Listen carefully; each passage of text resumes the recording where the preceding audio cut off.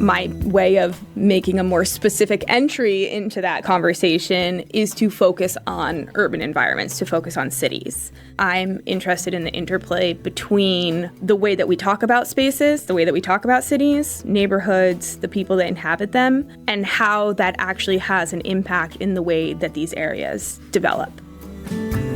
From the heart of The Ohio State University on the Oval, this is Voices of Excellence from the College of Arts and Sciences, with your host, David Staley.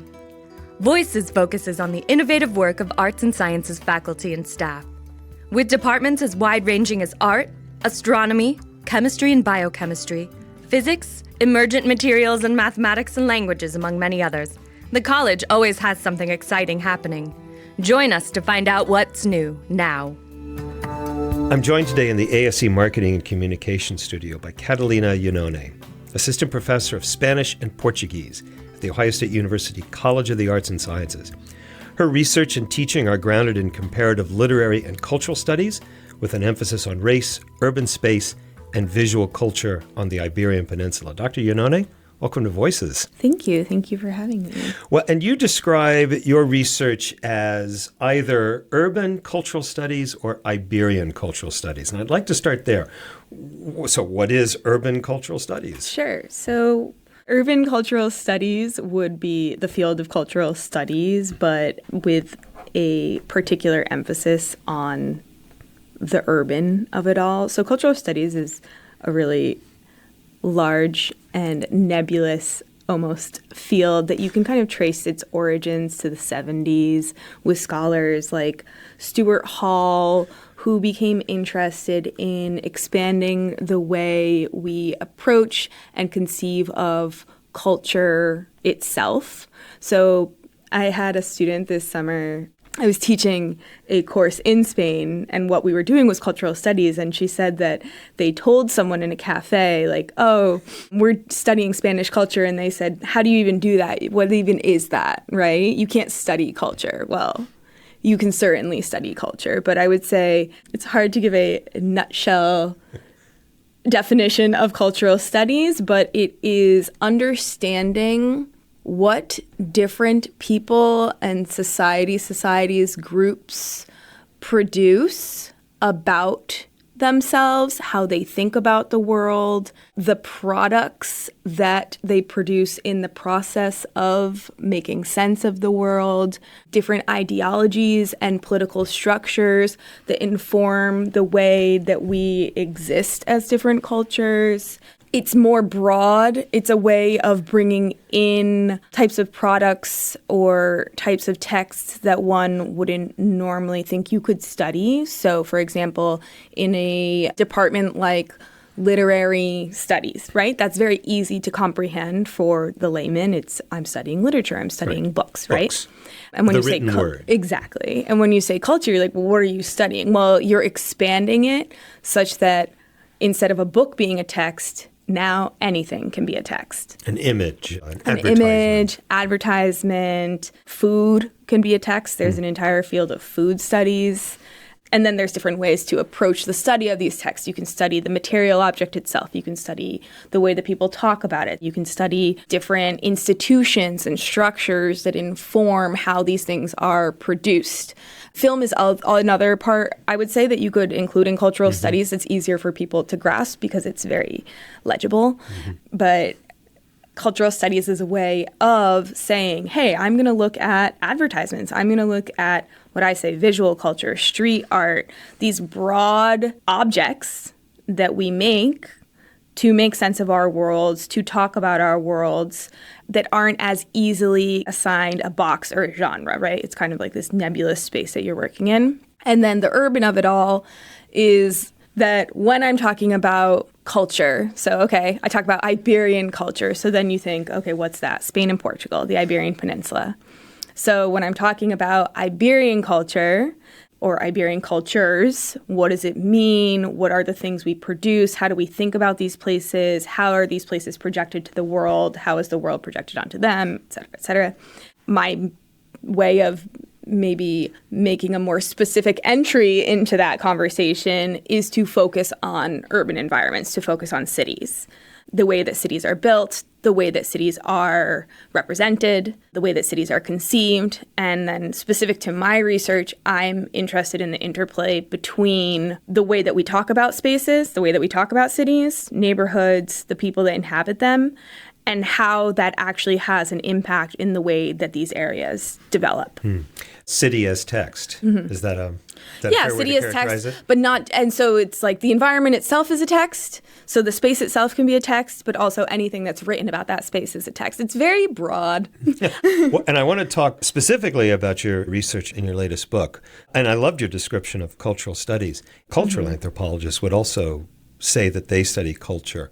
So what are the differences between, say, cultural studies and, say, cultural anthropology? Or are there any differences? I think there's a lot of overlap, and that's how we get into interdisciplinarity when it comes to different research projects.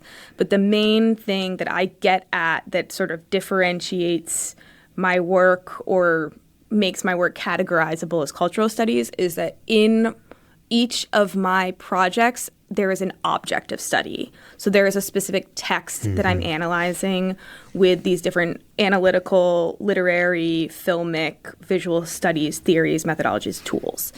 I do use ethnographic methods in my work, but with the purpose of analyzing what we call the object of study. So there's always going to be a text, and if I'm working on a project and there's no text, then I'm probably going in a direction that I shouldn't be going in. Or maybe not. Maybe I'm just going into a different field at that point. But that was something that it took me a while to kind of come to, where I wanted to talk about these cities, but I didn't really know how to make it fit into sort of the department that I was in and the training that I was being given.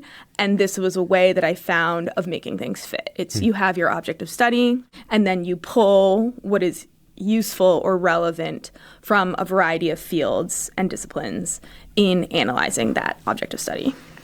Let's talk about this book, Cities Beyond Crisis, Race, Affect, and Urban Culture in 21st Century Iberia. Tell us what were your main findings in this book?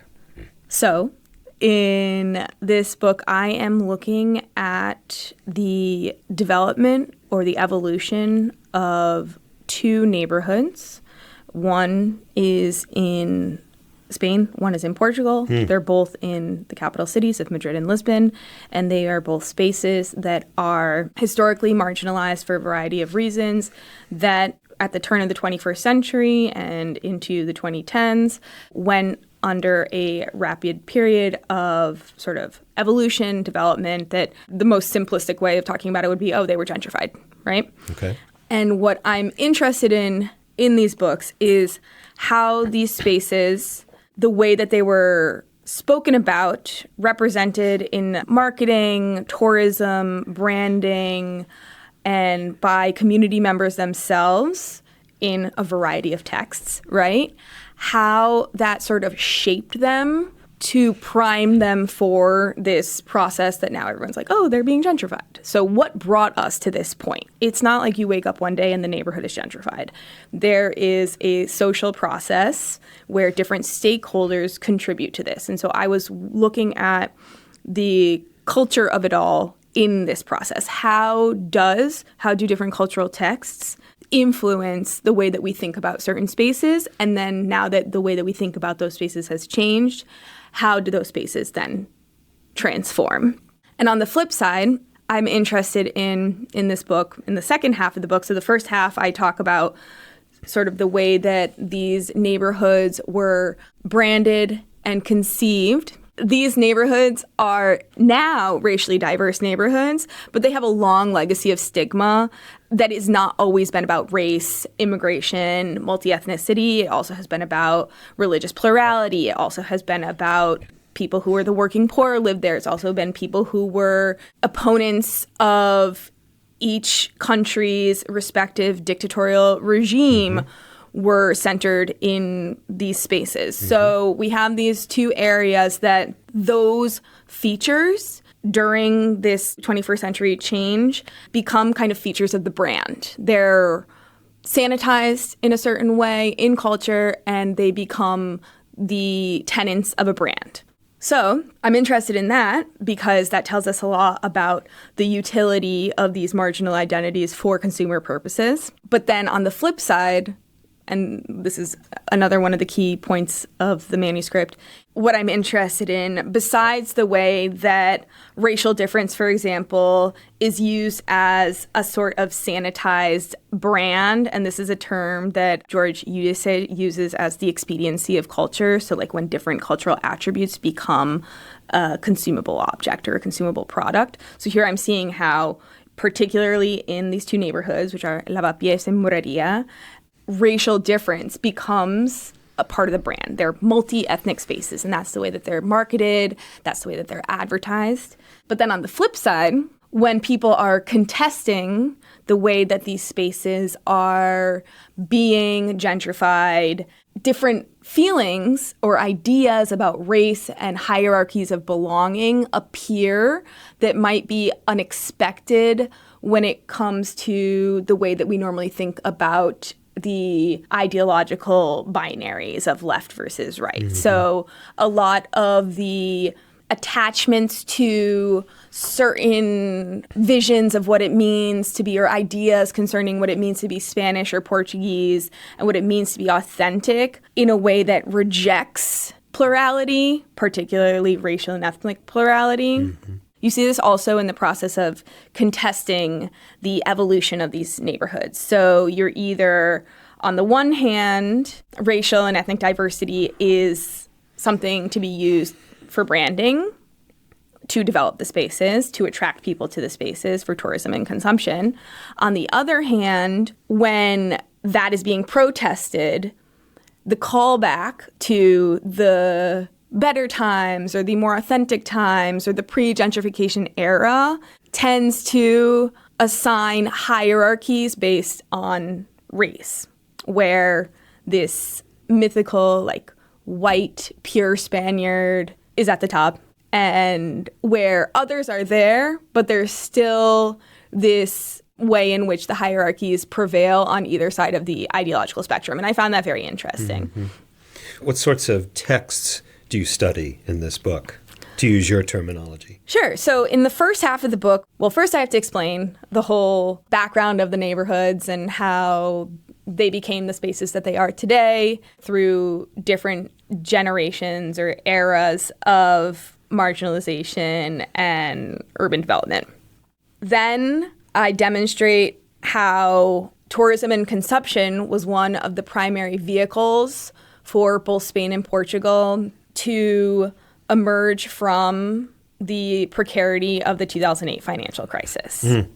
So in that climate, one of the most resilient industries was the tourist industry, right? And the consumer industry, the services industry.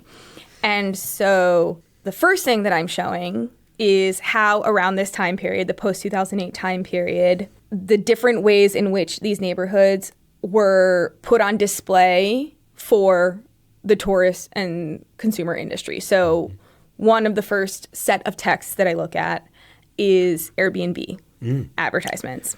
So I look specifically not just at the fact that there is Airbnb, because that's the most frequent critique, but how the advertisements on Airbnb were talking about these spaces.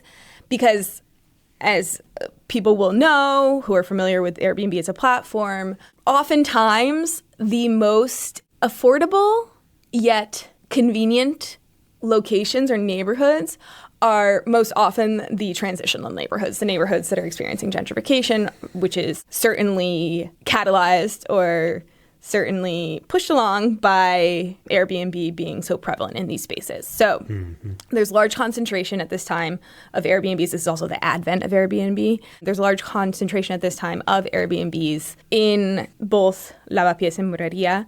And what I'm looking at in these texts is how are the neighborhoods being advertised to draw people there? So up until this point, they had been sort of stigmatized spaces that people would say, don't go there. And now, since there was an opportunity to capitalize on the proximity of these places, these areas to tourist attractions, because they're both in the exact center of their respective cities, and the amount of available housing infrastructure that could be turned into short-term rentals. That is how these two places became hubs of Airbnb rentals. So I'm looking at the advertisements there. Then I also look at tours, walking tours of the neighborhoods. And one of the walking tours in particular is put on by a neighborhood association with a vested interest in revitalizing the space for community members.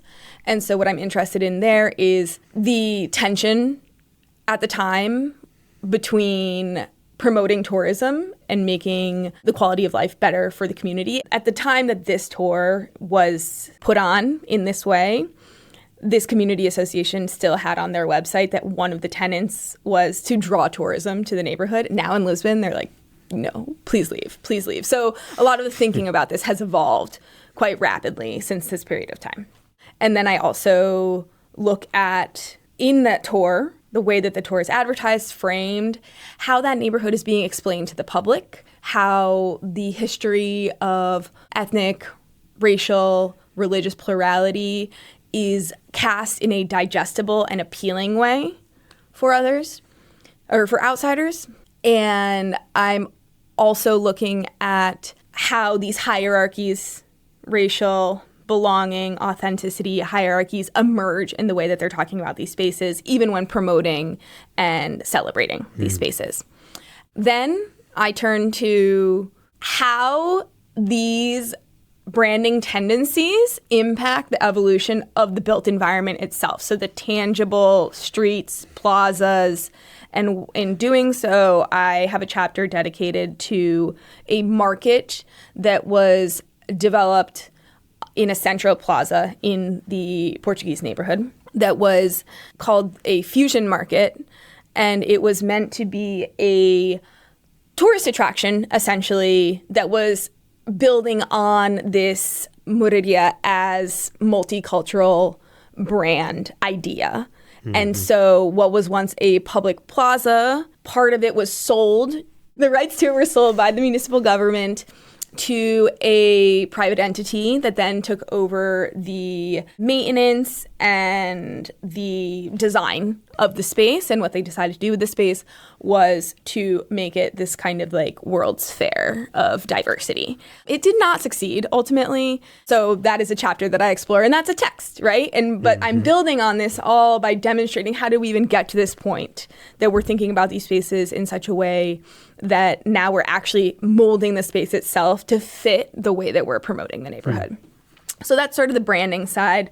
I also talk about photography projects. And then on the flip side, in the second part where I'm talking about the process of contestation and how some of the same discursive tendencies appear in the process of contestation, even though you would think maybe that they would be a little more progressive, or maybe one might assume that those protesting gentrification, those protesting capitalizing on difference for a consumer public might have a more progressive vision of what it means to be one of these spaces in the 21st century. I look at examples of contestatory or oppositional narratives in the form of, in one case, a space itself. So a market. It was a market that was a municipal market that was going to be taken over in terms of ownership by a private supermarket company. And in the wake of the anti-austerity protests of 2011 in Madrid, this community group decided to intervene in the market and take over a lot of the posts, stop the sale or make it such that they could take over and it wouldn't be sold to a private entity, that it would stay in public hands. And their objective was to create a market for the community. And so my question is, did they create a market for the community? Or what market did they really create? That's how I study that space. And this is sort of going back to when you said, oh, could you say you're an anthropologist as well? Because in studying the way that they developed the space and what became of that space, I, at the time, did interviews with different people who had stands in the market and got them to talk about what they had done, why they had done it, and so forth. And a lot of that chapter is delving into what they're saying about that space and how some of the same tropes when it comes to authenticity, when it comes to this idealization of this sort of like mythical version of the neighborhood come out in those conversations. So I assume you've done some field work. Yes. Obviously, you've done field work.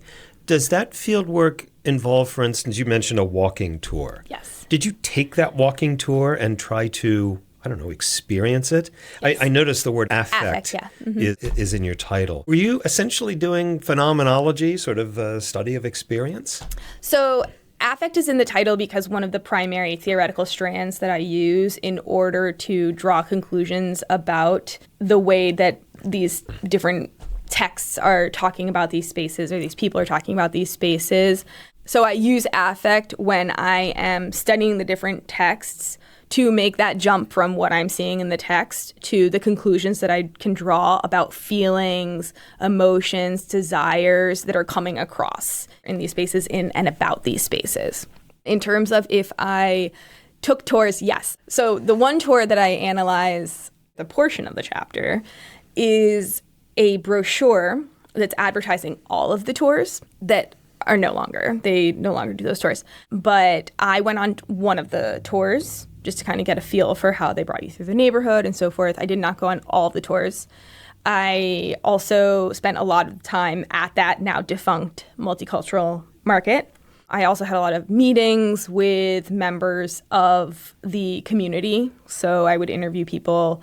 At the time, I was a graduate student and I didn't really know where I was going with my project when I was doing the interviews. So it's really funny looking back on that because the pieces that I ended up using of the interviews were not necessarily the answers to my questions, but it was sort of the conversation that happened in between the answers to my questions or more offhanded comments that were made. And that's kind of the beauty of looking back on that and thinking, oh, I really thought I was doing something here and it ended up going in a different direction. But I like that. It's the nature of research, isn't it? it was useful in the end.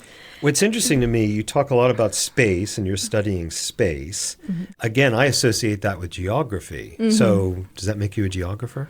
Geographers would not call me a geographer, I would say. I mean, I think you can tell from talking to me, and I have a lot of strands going on in these projects. It's what I find most interesting, I think. Yes. So that's why when it comes to the text, frequently you meet someone who's in a literatures and cultures department and they dedicate themselves to one medium.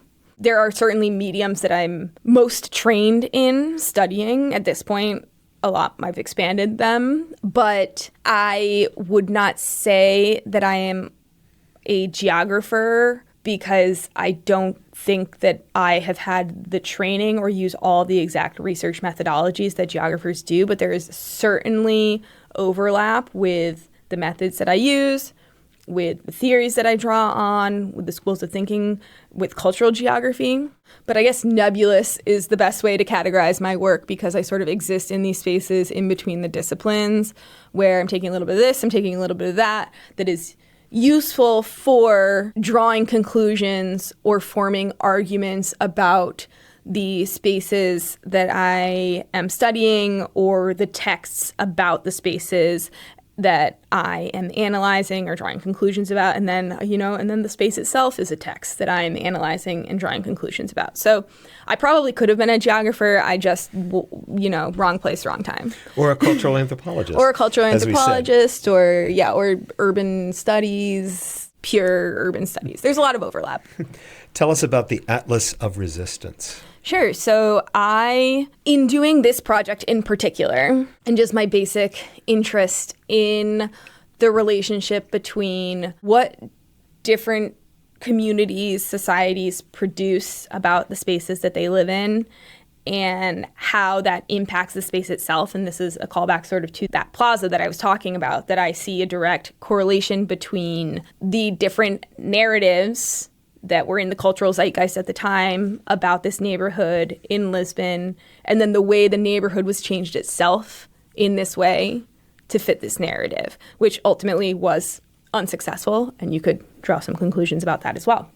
But because of my interest in that relationship, I wanted to see if there was a way that I could more comprehensively represent this relationship in a way that was not just the traditional scholarly monograph. Mm-hmm. This was also because of some of my frustrations, and I think you can see this when I'm talking about it, where there's so many things happening at once. And how can you concisely articulate the layers of information that are going into the conclusions that I am drawing? Because I say, oh, I need to explain this to you in order for you to understand this, because that builds on this, and you have to know that what happened historically is also informed by this other detail. So as a way to kind of wrap my head around that, I started dreaming up a mapping project that would visually bring together a lot of the different strands into one cohesive product that one could look at and register at the same time what the space is that we're studying, what has impacted the space over time at a more granular level. So like looking at a map of this neighborhood, but while you're looking at the map, knowing facts about demographic change, about changes to the actual topography of the space, urban planning, urban design, and how that came to fruition or didn't. And then also at the same time, be seeing the different cultural objects that I study in that same visualization. So this was my little idea that, as it turns out, has a term. It's called deep mapping. Mm-hmm. And sometimes you come to these crazy conclusions and people are already doing them. But I wanted to go beyond points on a map, which a lot of people do, and it's completely valuable, is maybe exploring a literary piece through a cartographic representation. I wanted to go a little bit deeper with that, and that's how I learned about all of the possibilities if I were to bring GIS into my work. Geographic Information Systems. Correct, which I think the easiest way to think of GIS is a framework, a cartographic framework like Google Maps. Google Maps is a GIS. Sure. That is GIS. So there's different tools, there's different softwares, there's different ways of mapping, but all that is GIS. So I've been plugging away at this project that now puts me in the space of digital humanities for quite some time, where I am trying to map the city of Madrid. And the entire city, not just a neighborhood. Well, yeah. So I got a lot of feedback. I've gotten a lot of feedback over time. And this is a two-pronged issue, which is it's not as simple as just saying, hey, I want these things on the map and putting them on the map. There's a lot more that goes into that. Mm-hmm. And I have learned that over time. And that's also as you're developing your expertise in the tools, and as not a geographer, I was not trained as a geographer, so I was learning about GIS from zero, essentially. My initial idea was to just map this neighborhood that I have studied for a long time, Lavapiés. But frankly, I think that it would be more relevant to demonstrate something on a broader scale. And it also separates this project from my book. I don't want this to be just a companion piece to my book. I want this to be a standalone project that's building on some of the ideas that I came across in my book. Mm-hmm. So for the Atlas of Resistance, the main idea is to situate different cultural texts. So we have spaces like occupied cultural centers, we have street art, we have film, we have literature, but it's a selection, it's a curated selection. Situate specific texts in space and time to understand how the space of the city evolved around the production of these interventions that were contesting or opposing the way that the city was evolving. So this brings us back to the neighborhood and to GIS and to the parameters of doing research, which is you have to make that feasible. And the fact is it's much more feasible to try to do all of this, to do a proof of concept with one neighborhood than it is to do the entire city. Mm-hmm. But as we've been working on the project and as I've gotten funding for the project and I've gotten different support sources and I've been working with experts from geography, from the field of geography, from urban studies, there is a path forward that the platform that we're building can be the entire city of Madrid. But I'm still using Lavapiés, the neighborhood, as the orienting pole for this discussion for the time being, at what I'm conceiving of as the prototyping phase, the proof of concept phase of this project. What else are you working on? What's next for your research? Well, beyond this platform, which it's also interesting to be working on this platform at a time when digital humanities is not necessarily a nascent field, but it's a newer field. And we're still learning a lot about the maintenance and longevity of different digital projects. I'm certainly new to digital humanities, or newish to digital humanities at this point. And so something that is a curious component of this is, how does a digital project like this fit in the trajectory of a traditional scholar in the humanities? Mm-hmm. So I would like to turn this mapping project into something that can be evaluated as part of my portfolio. So be it a digital publication or something peer-reviewed, essentially, is what will make this more than just a side project for me. So that's big. Beyond that, I have a few journal articles, presentations in the works. I don't always talk about cities. So one of my interests on the side is Eurovision. Do you know about Eurovision? The song contest. Yes, the singing contest. Another way of thinking about what I do is I'm interested in identity and how identity is expressed and contested, particularly when it comes to race in Spain and Portugal. And so I have a project right now that I've been working on for a little while that is about Eurovision in Spain specifically. And it's just an article that I'm writing about a whole polemic that arose around the selection process for Eurovision a few years ago. So that's more of a pet project. I would call that one the pet project, but it's still very much in my scholarly wheelhouse. It's just a little bit adjacent to urban studies. And then I'm also going to be presenting a conference paper coming up that I'd like to turn into an article that is about activist tourism, the tensions that exist in that as a concept itself, in the form of these walking tours that are put on by a group called Conciencia Afro in Madrid that are about Black memory in the city of Madrid. I had the opportunity to take my students this summer on that walking tour. And there's a conference coming up about Blackness in Spain, race in Spain, in Barcelona in November. And so I'll be working on this paper where I'm talking about memory practices and activist tourism in this case study, but also as a trend right now that we're seeing a lot of these types of walking tours popping up in different Spanish and Portuguese cities. Catalina Iannone, yeah. Thank you. Thank you. Voices of Excellence is produced and recorded at The Ohio State University College of Arts and Sciences Marketing and Communications Studio. More information about the podcast and our guests can be found at go.osu.edu/voices. Voices of Excellence is produced by Doug Dangler. I'm Jen Farmer.